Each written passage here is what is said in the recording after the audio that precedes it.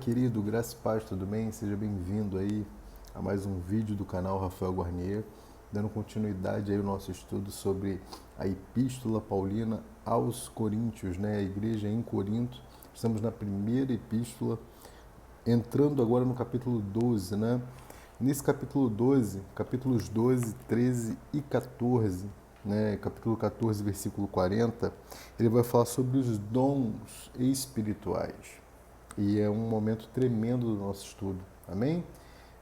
Enquanto você vai abrindo aí a sua Bíblia, pegando a sua caneta de anotações, seu marca-texto, eu quero te pedir que você também clique nesse botão do curtir, compartilhe esse vídeo com seus amigos nas suas redes sociais e inscreva-se no canal, beleza?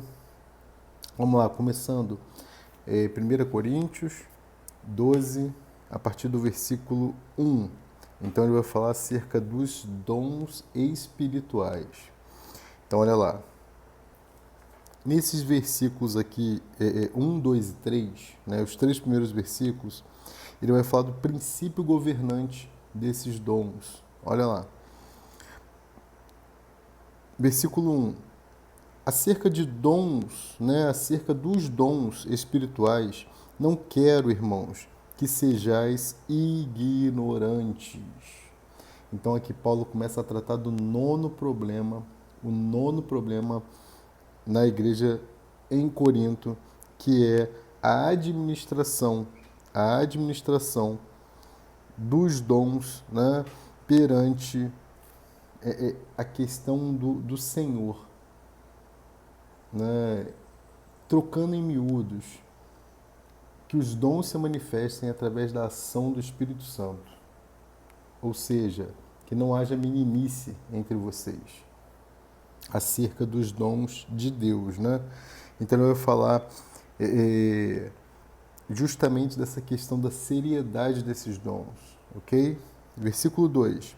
Vós bem sabeis que éreis gentios, levados aos ídolos, mudos conforme éreis guiados. Então ele está lembrando aqui aos gentios, olha, aos gregos, né, perdão, aqui em Coríntios, vocês eram gentios e eram guiados por ídolos mudos. Esses ídolos mudos acabam fazendo com que vocês, né, fazia com que vocês se tornassem mudos também. Mas agora não. Os dons que vocês estão recebendo, né, através da administração de Deus nesses dons, fazem com que vocês tenham uma característica especial. E qual característica é essa? Olha o versículo 3.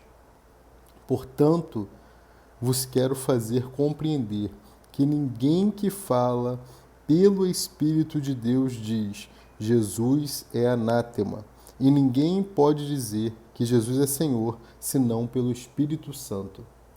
Algumas traduções vão dizer, né? Ninguém que fala no Espírito de Deus diz que Jesus é maldito. Então preste atenção.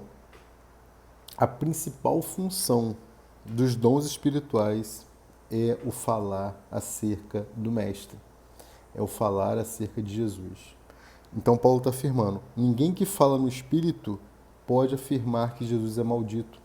Consegue dizer que Jesus é maldito. E ninguém pode dizer que Jesus é Senhor se não for pelo Espírito Santo.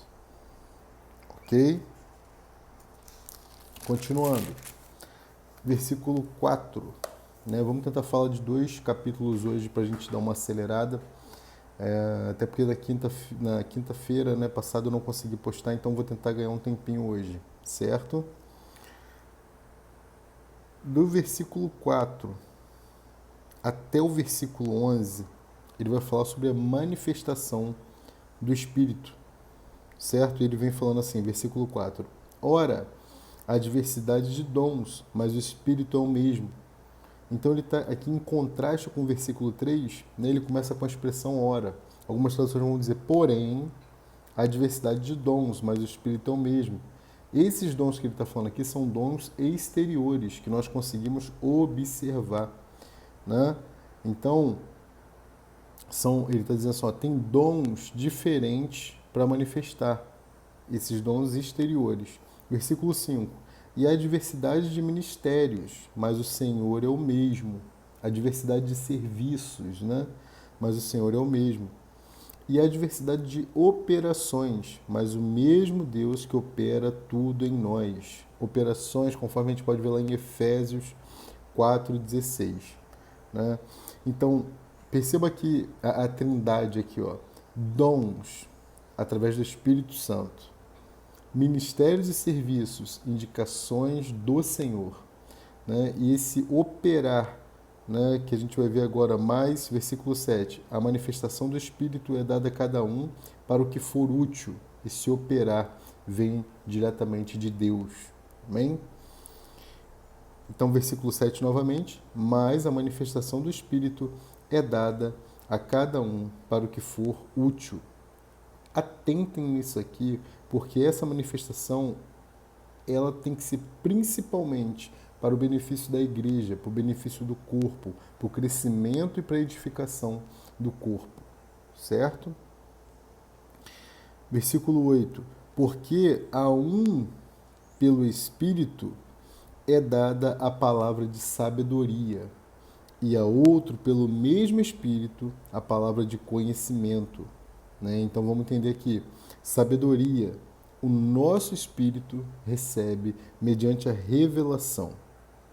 Conhecimento, o nosso entendimento se abre através do ensino. Logicamente que a sabedoria ela acaba se tornando mais profunda, né? Porém, o conhecimento vem através do ensino, e isso para nós é elencado como os primeiros aqui, né? Os primeiros dons, né? Diferente, por exemplo, né, do falar em línguas, que é elencado lá no final. Então, os principais dons aqui, né, sabedoria e conhecimento. Lembrando que a sabedoria vem diretamente de Cristo, nos é dado por revelação, né? E o conhecimento é infundido nas coisas relacionadas a Deus através do ensino. Tá? É quando se infunde nas nossas mentes coisas relacionadas a Deus através do que nós estamos fazendo aqui agora, por exemplo, que é o ensino da palavra. Ok? Continuando, versículo 9. E a outro, pelo mesmo Espírito, a fé. E a outro, pelo mesmo Espírito, os dons de curar. Né? Então, esses dons de curar aqui é um poder miraculoso de cura. Né? E outra coisa, perceba aqui, ó, a fé é um dom. Né? Versículo 10. E a outra, operação de maravilhas. E a outra, profecia, né? Falar por Deus. E a outro, dom de discernir os espíritos. E a outro, a variedade de línguas. E a outra, interpretação de línguas. Quando ele fala no versículo 10, discernir o espírito, você pode ver lá em 1 Timóteo 4:1 e 1 João também 4, versículos 1 ao 3, essa questão do discernir. Então, nesse versículo 10, outros dons aqui, né, ele vai falar também de dom, operação de maravilhas. Né? Você pode ver, por exemplo, lá, Atos 9, do 36 ao 42, por exemplo, quando Pedro ele vai ressuscitar Dorcas, né? Através de dons miraculosos. Versículo 11, mas um só, e o mesmo Espírito opera todas essas coisas, repartindo particularmente a cada um como quer. Não é como eu quero, é como o Espírito quer. Às vezes a pessoa fica frustrada porque ela não fala tanto em línguas, como ela vê outras pessoas já chegam na igreja, já entram na igreja falando em língua e rodopiando. Né? Mas é como o Espírito quer. Certo? Então, esse repartindo aqui, ó, a gente vai ver um pouquinho mais à frente, no capítulo 12, né? Capítulo 12, versículo 4, voltando um pouquinho, você vê lá, ora, a diversidade de dons. Essa diversidade é repartida pelo Espírito como Ele quer. Certo? Dos versículos 12 aqui, 12 e 13, né? Os dois próximos versículos, ele vai falar de um só corpo com muitos membros, né? Na realidade, ele vai estender do 12 aqui até o 27, essa questão de um só corpo com muitos membros. E o 12, e 13, ele vai falar da constituição desse corpo. Olha lá. Porque assim como o corpo é um, né? Porque assim como o corpo é um e tem muitos membros, e todos os membros deste corpo, e todos os membros deste um corpo, né? Sendo muitos, são um só corpo, assim é Cristo também. Vamos repetir, porque ele está nesse versículo 12, ele explica o versículo 11. Olha lá. Porque assim como o corpo é um e tem muitos membros, e todos os membros deste um corpo,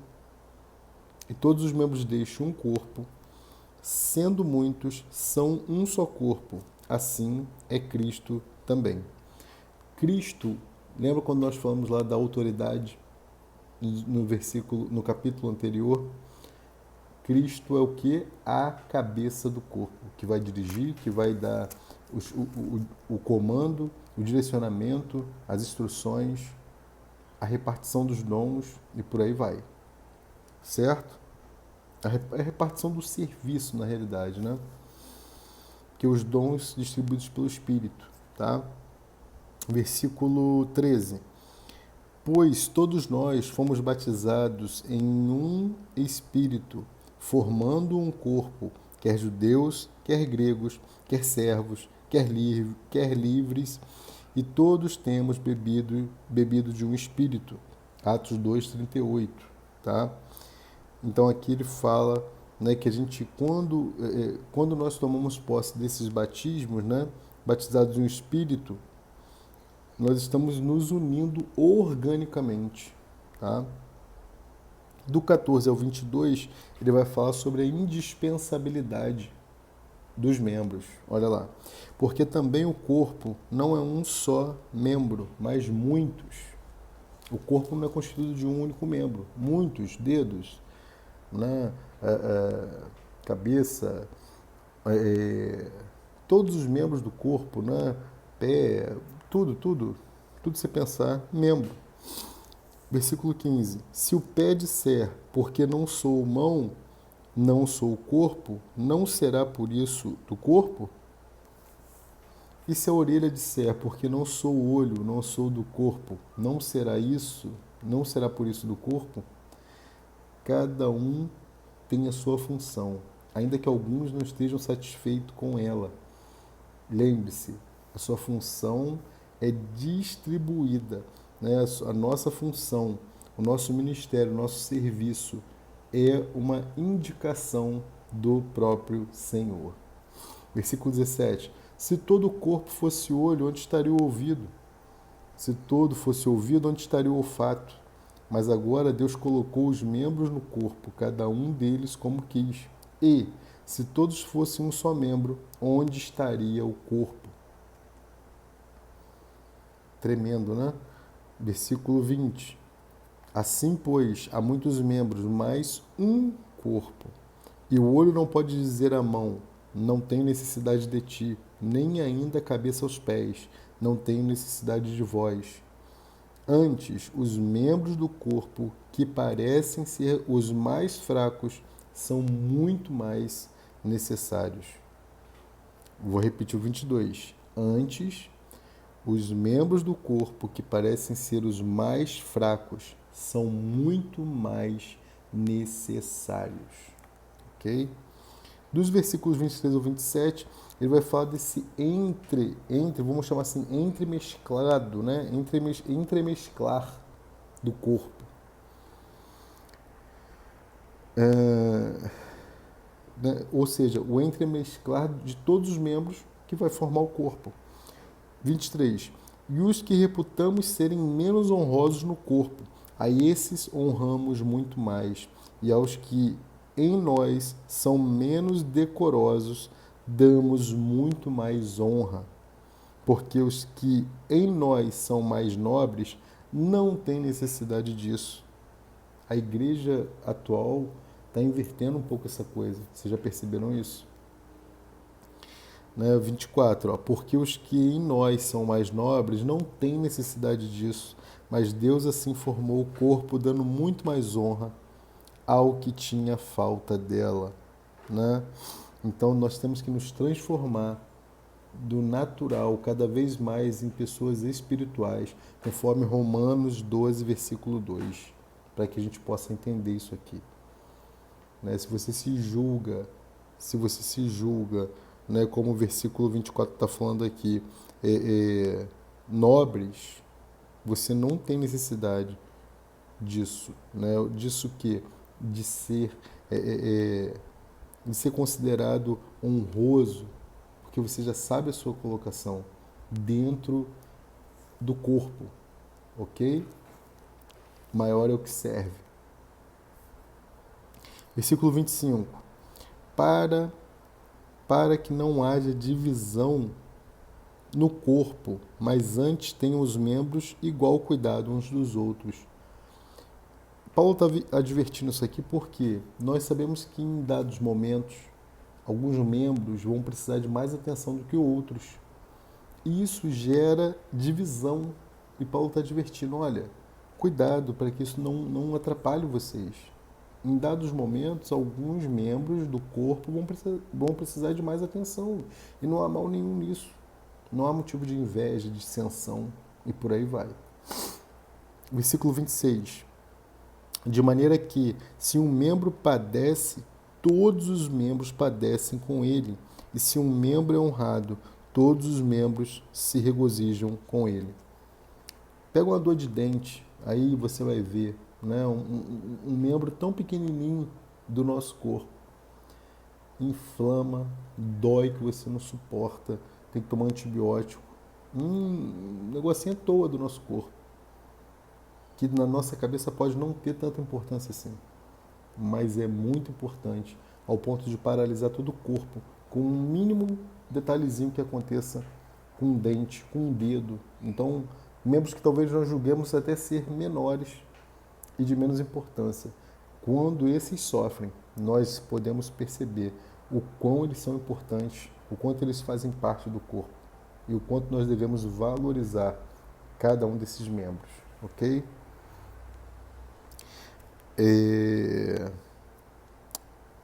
Versículo 26, né? Eu vou ler novamente. De maneira que, se um membro padece, todos os membros padecem com ele. E se um membro é honrado, todos os membros se regozijam com ele. Ok? Ora, vós sois o corpo de Cristo e seus membros em particular. Ok? Vós sois corpo de Cristo e seus membros em particular. Antes de partir para o 28, aqui é o 31, que é o finalzinho desse capítulo 12, eu quero ressaltar e voltar um pouquinho lá no capítulo 3, lá no versículo 13, perdão, quando ele fala assim, ó, pois todos nós fomos batizados em um espírito. Todos nós fomos batizados em um espírito. Né? Entenda uma diferença aqui. Você precisa entender isso e isso vai fazer muito sentido para essa geração do corpo, que o cabeça é Cristo. Ó, quando eu sou batizado no Espírito, eu entro no Espírito, né? E eu me perco nele. Eu deixo de exercer até minha própria vontade e entro no Espírito. Existe uma diferença entre ser batizado no Espírito e beber do Espírito. Esse beber do Espírito é tomá-lo, né? E ter todo o ser saturado dele. Então, quando você é batizado, é uma questão, é uma única vez. E a continuidade disso, a manutenção disso, é beber do Espírito, para que isso seja uma constante na sua vida. Amém? Feito essa explicação lá do versículo 13, continuando agora no 28, né, do 28 ao 31, ele vai estabelecer, né, estabelecimento aqui de dons, ok?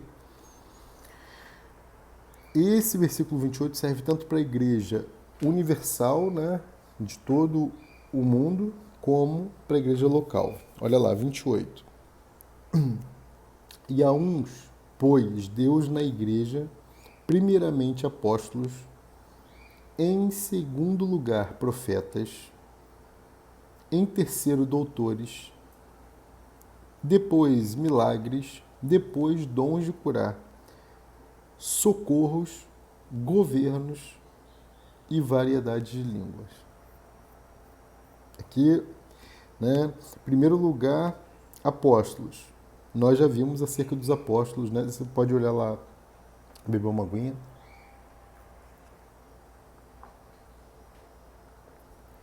Apóstolos, Romanos 1:1, 1 Coríntios também 1:1. Três características para o apóstolo: pregar, estabelecer igrejas e ensinar. Ok? Três características para o apóstolo: pregar, estabelecer igrejas e ensinar. Profetas, como eu já falei, são aqueles que falam por Deus, tá? No Espírito. Profeta do Antigo Testamento, assim diz o Senhor. Profetas do Novo Testamento, apenas dizem porque é o Espírito que está falando através deles, certo? Doutores são os mestres, né? Atos 2:42. E depois milagres, depois dons de cura, socorros, governos e, por último, variedades de língua. Eu não quero entrar no mérito aqui do falar em línguas, que o pessoal fala aqui, eu menosprezo a questão do falar em línguas. Não. Eu falo em línguas também. Ainda que de uma forma mais rara, né? Mas entendam, o falar em línguas, ele não beneficia, ele é o dos dons, ele é o dom de menor benefício para o corpo, para a igreja. Olha o capítulo 14, versículos 4-6 e 19. Então, quando a gente falou acerca dos dons lá no início, e esses dons, efetivamente, versículo 7, precisam ser para benefício da igreja, para benefício do corpo, para o crescimento e edificação do corpo. E o falar em línguas, ele contribui em que para a edificação do corpo? Certo? Continuando. 29. Porventura, são todos apóstolos? São todos profetas? São todos doutores? São todos operadores de milagres? Têm todos o dom de curar? Falam todos diversas línguas? Interpretam todos? Então, mais uma vez aqui, o falar e interpretar em línguas estão aqui no fim. Elencado, né? Aqui ele está elencando também de uma maneira de importância para o corpo, certo? Versículo 31. Portanto, procurai com zelo os melhores dons, e eu vos mostrarei um caminho mais excelente, certo? Então, melhores, porque tem uma classificação. Capítulo 13, rapidinho. E o melhor dom aqui agora, ele vai falar, melhor dom, capítulo 13, versículo 1. Ainda que eu falasse a língua dos homens e dos anjos e não tivesse amor, seria como um metal que soa ou como um sino que tine. Essa é uma genuína ilustração do falar em línguas. Um metal que soa como um sino que tine se não tiver amor. Ok? Versículo 2. Ainda que eu tivesse o dom de profecia e conhecesse todos os mistérios e todo conhecimento, e ainda que tivesse toda a fé, de maneira tal que transportasse os montes e não tivesse amor, nada seria. E ainda que distribuísse toda a minha fortuna para sustento dos pobres, e ainda que entregasse o meu corpo para ser queimado e não tivesse amor, nada disso me aproveitaria. E agora dos versículos 4 ao 7, ele vai dar a definição, né? Ele vai dar aqui 15 virtudes do amor. Olha lá. O amor é sofredor, é benigno, não é invejoso. O amor não trata com leviandade, não se ensoberbece. Não esqueça, Deus é amor. 1 de João 4,16. Não se porta com indecência, não busca seus interesses, não se irrita, não suspeita mal, não folga com justiça, mas folga com verdade. Tudo sofre, tudo crê, tudo espera, tudo suporta. Então, 15 virtudes aqui do amor. No versículo 6, quando ele fala assim, não folga com injustiça. Lembrando que a injustiça total é Satanás. O amor total é Deus. Esse versículo 6, dá uma olhadinha lá em Provérbios 24, versículos 17 e 18 também. Tá? Quando ele fala no versículo 7, tudo sofre, algumas traduções vão trazer tudo cobre. O verdadeiro amor, né, lança fora todo medo. Né, e alguns outros versículos aqui também poderíamos citar acerca desse tudo sofre aqui, né, ou tudo cobre. Cobre quando cobre os erros, não se importa com os erros. Né? E além desse significado, pode ter um significado de cobertura também, né, que abriga, que protege, certo? Maridos, amem suas esposas, como Cristo amou a igreja, certo? Como Cristo ama a igreja. Versículos 8 aqui até o 13, até o final, ele vai falar da excelência, né, do amor. Então, olha lá. 8. O amor nunca falha, mas havendo profecias, serão aniquiladas. Havendo línguas, cessarão. Havendo conhecimento, desaparecerá. Ele está se referindo, comparando o amor com os outros dons. Não, olha lá. O amor nunca falha. Aí ele fala, mas, havendo profecias, elas serão aniquiladas. Havendo línguas, cessarão, acabarão. Havendo conhecimento, desaparecerá. Versículo 9. Porque em parte conhecemos, em parte profetizamos. É como se estivéssemos olhando numa janela translúcida, onde a imagem ainda é meio embaçada, é meio turva para nós. Mas no versículo 10 ele vai explicar, ó, mas quando vier o que é perfeito, então o que é em parte será aniquilado. Ele está se referindo aqui, quando vier, ele está se referindo à era vindoura, à era do reino, quando Jesus vier estabelecer o reino dele. Esse, em parte aqui, então, o que é em parte, o nosso conhecimento que é em parte, as profecias que são em parte, isso tudo vai ser aniquilado, porque nós não vamos precisar mais disso na era do reino, na era vindoura. Versículo 11. Quando eu era menino, falava como menino, sentia como menino, pensava como menino, mas logo que cheguei a ser homem, acabei com as coisas de menino. Nessa era do reino, nós seremos elevados a níveis, a estaturas maiores. Versículo 12. Porque agora, nesta era, vemos por espelho em enigma, mas então veremos face a face. Agora conheço em parte, mas então conhecerei como também sou conhecido, ou seja, eu conhecerei como ele me conhece. Versículo 13 para acabar. Agora, pois, permanecem a fé, a esperança e o amor. Estes três, mas o amor destes é o maior. Então ele vai falar de outros dons e elenca aqui o amor como o maior. Então, fechando a nossa aula de hoje, né? Entenda, a fé para nós é receber das coisas divinas, conforme está lá em João 1, versículo 12, e substantificá-las. Então você recebe por fé e você torna elas reais, né? Conforme a gente pode ver em Hebreus 11, versículo 1. Isso é lindo, né?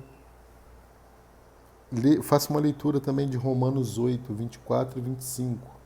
Para encerrar, eu vou fazer essa leitura com vocês. Romanos 8, 24 e 25. Olha lá. Romanos 8, 24 e 25. Porque em esperança fomos salvos. Ora, a esperança que se vê não é esperança. Porque o que alguém vê, como também o esperará. Mas se esperamos o que não vemos, com paciência o esperamos. Então, a fé é receber as coisas divinas e torná-las reais. é você crer que já recebeu, traz existência, porque o Senhor é poderoso para trazer existência aquilo que pode não existir ainda para nós, mas que já é real para Ele no céu. As coisas que você quer, as coisas que você deseja já estão prontas. Você só deve, né, com a sua fé, substantificá-las para que você possa recebê-las. Amém? Capítulos 12 e 13, né, 30 minutinhos aí de vídeo, acho que valeu a pena. Né, muitas coisas acerca dos dons. O capítulo 14 também vai continuar falando dos dons, né, até o versículo 40, são 40 versículos, e a gente vai falar dele na próxima aula para não ficar tão grande, certo? E a gente vai explicar um pouquinho essa questão dos dons aí de línguas e de profecia. Tudo bem? Que bom, né, ter você em mais um vídeo. Quero te pedir mais uma vez para você curtir e compartilhar, tá? E não deixe aí de se inscrever no canal. Tá bom? Até a próxima, falando mais um pouquinho dos dons, né, e que poderoso é para nós, né, entender um pouco mais. Espero que você tenha gostado. E é isso, um grande beijo, fiquem com Deus e até a próxima. Tchau, tchau.